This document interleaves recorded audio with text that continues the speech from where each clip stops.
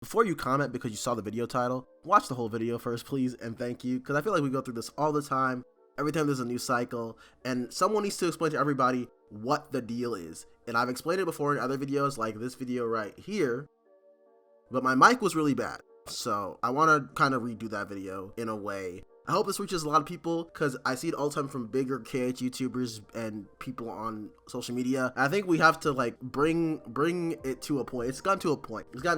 So here's a little rant from yours truly, QuasarD Games. Also, if you could, please like and subscribe, because I would like my channel to grow, and I would like to hit 1,000 before the end of the year, which would be really nice. So thank you guys so much for watching. Like and subscribe, please and thank you. Okay, let's get into the video. After the Nintendo Direct of February 7th, or 5th, sorry, 2026, Final Fantasy VII Rebirth was confirmed for Switch 2 and Xbox. Not too long coming out after this port for Remake was coming out, or came out, which was like a week ago, which is really cool. And in the same day, Naoki Hamaguchi took to Twitter and said, hey, we have a lot of announcements and updates for the Final Fantasy VII Remake project. So clearly Part 3 is going to be announced and shown, and people are going to be very excited. But a certain group of people are very upset, and that is the KH community, because KH hasn't had a game since 2021. So we are now on year 5 of not having a Kingdom Hearts game. Understandable why you're upset, but the problem is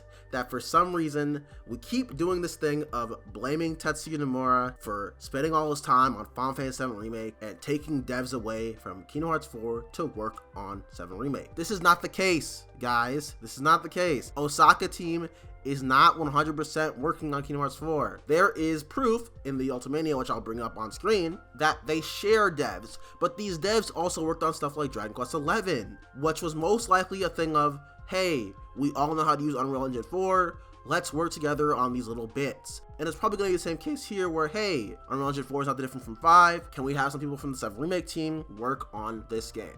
For Kingdom Hearts 4, it's probably the case. But a lot of people don't realize that there is a certain game that did take people away from Kingdom Hearts 4 to work on it, and that is Final Fantasy 16. Now, there could be a case of this where it wasn't actually during the major development, the full production of Kingdom Hearts 4, and they used them while we were in pre-production in 2019 or 2020, because Kingdom Hearts 4 started development in 2021. So Kingdom Hearts 4, if it releases this year or next year, it'll have been in development for 5 years. But that's not the thing. That's not my point. My point I want to make is that we have to stop blaming, and I'm not trying to defend the corporation, Square Enix, the corporation, you know, the people in charge, who cares? But we gotta stop blaming the dev team and directors, okay? That's my problem, is that we keep saying we're starving, Square Enix is not feeding us. Square Enix does not control the marketing for Kingdom Hearts, for example. Ever since the new style of the Square Enix advertising, where they advertise it 6 months to a year before, it does feel like, hey, Square Enix does control the market. But Tetsuya Nomura has gone on and said before that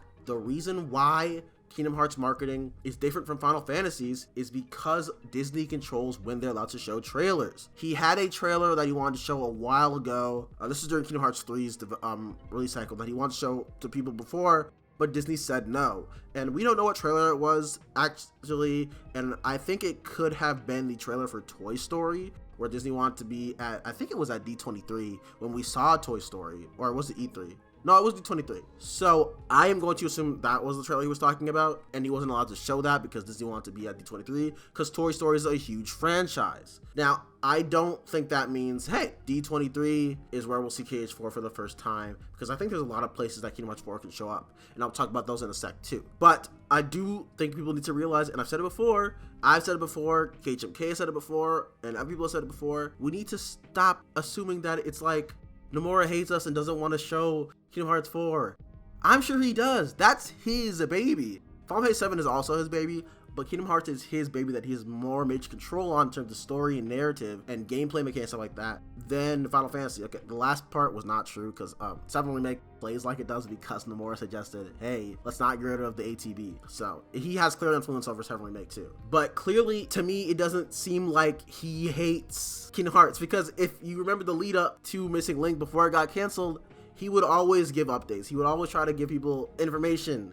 And he would always say things like, hey, if you want to know about Kingdom Hearts 4, you want a little history about Kingdom Hearts 4, you gotta play Missing Link, because the story in there hints at stuff in KH4. So it's like, obvious that he does not hate this franchise, that people keep thinking he does. And I make these rants all the time, and I really don't know why I keep doing it, because people don't listen. People don't listen. I'm not a big account, you know, I'm small. And you're gonna go to, no offense to them, like the Gamers Joint in his recent video I watched, I thought, hey, maybe Jared will acknowledge the Kingdom Hearts team is probably working on the game perfectly fine, and that the reason we don't have information is because Disney doesn't want it to, and this new Square Enix advertising thing where it's like, hey, it's been a year, it's coming out in a year, hey, it's coming out in 6 months. Like 6 months was the marketing for 7 Rebirth, where 7 Rebirth was shown for the first time, or the second time, sorry, in June, when it was shown in 2023 during the FF7 anniversary, and they're like, hey, next year we got the trailer for Rebirth at Summer's Games Fest, and Jeff was like, hey guys, here it is, and we got the trailer, and Namura and them gave a comment, we were so excited, and it came out, and we got a trailer of State of Play, which is the 3rd trailer, and they gave us the release date, and it turned out, hey, it's coming out like 4 months from now in February or whatever, whenever that State of Play was. And everybody's like, oh my god, that's so soon, right? So I think we're gonna get something like that again for Part 3 and probably Kingdom Hearts 4. But who knows if we get that for Kingdom Hearts 4, because Square Enix is not advertising for Kingdom Hearts 4, or they don't control all the advertising for Kingdom Hearts 4. Disney controls a lot of it. And I know this is the case because another example of a new AAA Square Enix game, people won't consider it AAA, but it is the Dragon Quest VII Reimagining remake, which is a AAA remake of Dragon Quest VII. And that was revealed, I want to say June of last year, or maybe it was August or something. It was out in the Nintendo Direct, I'm pretty sure. And then it came out in February of this year. It came out last week, or this week, I think, whenever this video goes up. And it's like, whoa, so Square Enix really is doing this, hey, 6 months to a year marketing now that FF16 has released, and FF16 had a long marketing cycle because it was a brand new game and they had to get it, you know, they had to make sure everybody knew about it, and it was huge. So I think Kingdom Hearts will be the same as that. And yeah, so I really do think this is just how Disney and Square Enix want to operate now. And it is different from what Namura probably wants, because like I said, he wants to show us stuff. He's proven this in the past multiple times, that him and his team want to show us stuff as early as possible, and that's why we saw Versus 13 so early. That's why we saw 7 Remake get announced in 2015, 5 years before it was ready, and had a gameplay trailer, because it was probably not supposed to take that long in the first place. But also, they were trying to sell PS4s, and he was like, hey, you guys have been asking for this, working on it. I've been working on it with Kitase since Crisis Core came out in 2010, and had to put it on hold because I was working on Versus 13, and you know, all that stuff's like, to me, it's like, I've been following this guy since I was a kid, man. I've been following this guy's game since I was a kid. And there's just nothing that proves to me that he's this bad director who can't get games out, or that there's always trouble with his teams, because there's only been one time where there was trouble, it was 15. And we know that was not his fault because of the inner workings of Square Enix at the time. And he directed most of the compilation of Final Fantasy VII, and those came out efficiently. Kingdom Hearts for a decade came out efficiently. Kingdom Hearts 3 only took a bit because it is a HD game. This is their first HD game, and also had to switch engines, which delayed it a year. Because if you don't remember, I remember. It was going to be on Lumio's engine, and then they were like, well, we can't work with this because the 15 team needs to make it work with 15 more than anything else. And instead of making us wait until the engine was done in 2016, which would have delayed it until probably the early 2020s, they just said put it on Unreal Engine 4, like 7 Remake's on Unreal Engine 4 now. Because Unreal Engine 4, I think, was always the case for a remake. I'm not remembering correctly, but I'm pretty sure it was. So yeah, Kingdom Hearts 3 looks a little worse than 7 Remake, because it was kind of rushed, while 7 Remake was not nearly as rushed, and also 7 Remake is a more linear game. But that's beside the point. Yeah, there's like no reason to think that this Kingdom Hearts 4 is in any development trouble.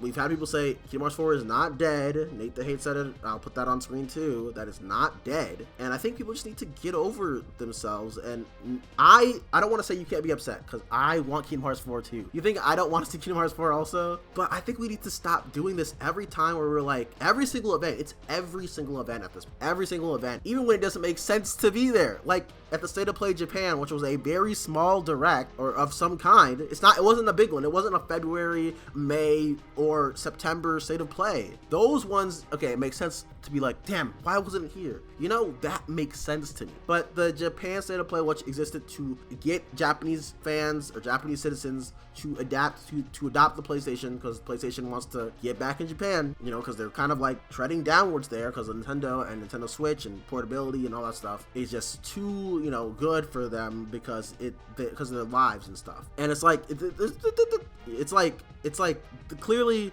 it can't be at every event. It can't be at every event. Why are you watching the PC game show that says Square Enix will be here to assume it's Kingdom Hearts? You know, that's the PC game show. Why would it be at the PC game show first for a re-reveal? You know, it's like, guys, we gotta pick and choose our battle. The partner direct kind of makes sense because the Switch 2 is a console that can run AAA games. So it not being there, kind of upsetting. Okay, fair. But 7 Remake's not why it's not there. 7 Rebirth's not why it's not there. Like, I think we need to get, I keep repeating it, but we keep doing this over and over again, every event. 7 is not why it's not there. And I don't understand what the bitterness towards it. And I think, at first I thought it was a joke, but I think at this point, it's like people actually upset and actually think that Tetsuya Nomura really hates Kingdom Hearts and only love FF7 and only Square Enix love FF7. They consider Kingdom Hearts the big 3, guys. It's the big 3. It's the big 3. It overtook their other franchises that existed before. It overtook Saga, it overtook Mana, it overtook whatever else they had, and it's right behind Dragon Quest. It's the big 3.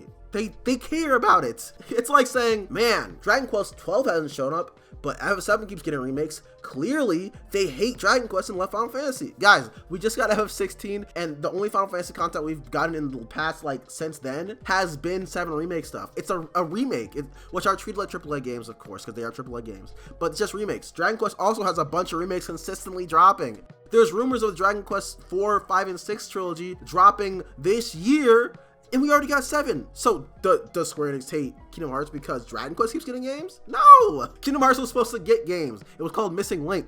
The problem with that is Disney and Square Enix want that mobile game money. They want that mobile game money, and in my opinion, I don't think this is the real reason why it got canceled, where they're like, hey, we couldn't think of much content to do for this game, so we're gonna cancel it. I don't think it was because of no content. I think it was because of content density, how long it would take to come out, and that they're going to use those assets to make a real game from Missing Link, and they were like, well, if we're going to do that, because of their new strategy, it doesn't seem like a purpose to keep this thing running, basically, or even get it out. So that's why I think Missing Link got canceled. So Missing Link was also probably going to hold us over until Kingdom Hearts 4 came out, and now we don't have Missing Link, so we have nothing. That's what it is. That's really all it is. And if you don't believe me and you want to keep dooming, fine. But, like, I don't understand. I don't understand. I really don't understand. I don't get it. And I just felt like I had to make this rant video. I've been thinking about this entire morning since the State of Play or Partner Showcase. But by the way, there's probably a State of Play next week. I knew this before Nate the Hate leaked it, but he said it's got to be next week. It might be there. I don't think it will, but it could be. I think Kingdom Hearts 4 has a chance of showing up at Icon 2026, which is an April event happening April 27th through the 30th. And it's a new event from the original E3 creators where they are making it like classic E3 where it was just keynotes and no audience minus journalists and developers. And then it could show up there, or it could show up at Summer Games Fest. But I have a good feeling it's at Icon 2026 because if you look at the developers who are going to be there, it says Disney, Square Enix, MLB, Take-Two. And I don't think Take-Two will bring GTA there because they said GTA 6 is in the summer, so it might have something else. But yeah, I think it's going to be there. Or Summer's Games Fest. If it's coming out in summer or fall 2026, I think it'll have to be, sorry, 2026, not 2026, sorry, 2027.